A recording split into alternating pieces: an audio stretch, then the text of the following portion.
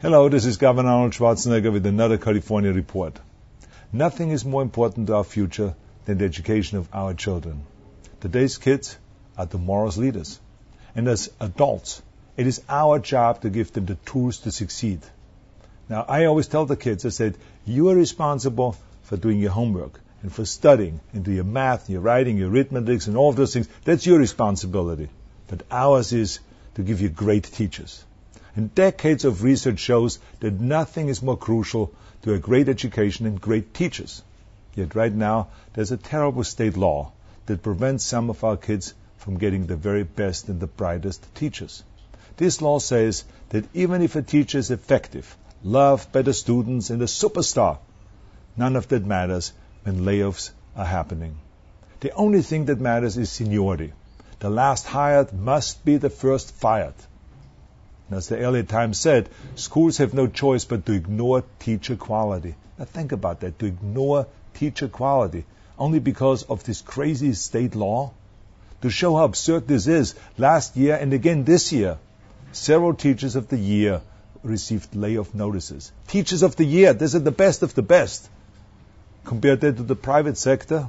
If you're a standout salesman or a chef, there's no way that you will lose your job if they need to lay off somebody.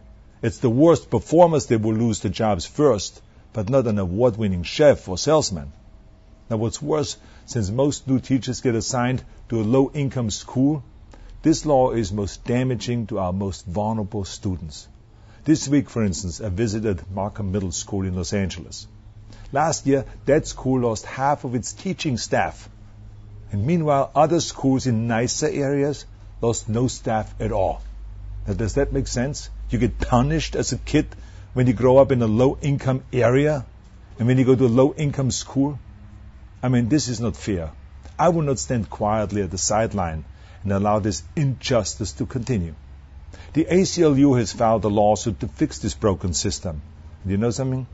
As governor, I will be standing on the side of our children in full support of this lawsuit, because too many times in this state we fight of what is best for the adults in the education system rather than what is best for our children. And by the way, I've also introduced legislation to right this terrible wrong. And I ask the legislators to join me, because all of our kids, black or white, Latino or Asian, rich or poor, deserve equal access to great teachers and to great opportunities. We must give them all equal education and great education. So thank you for watching and thank you for listening.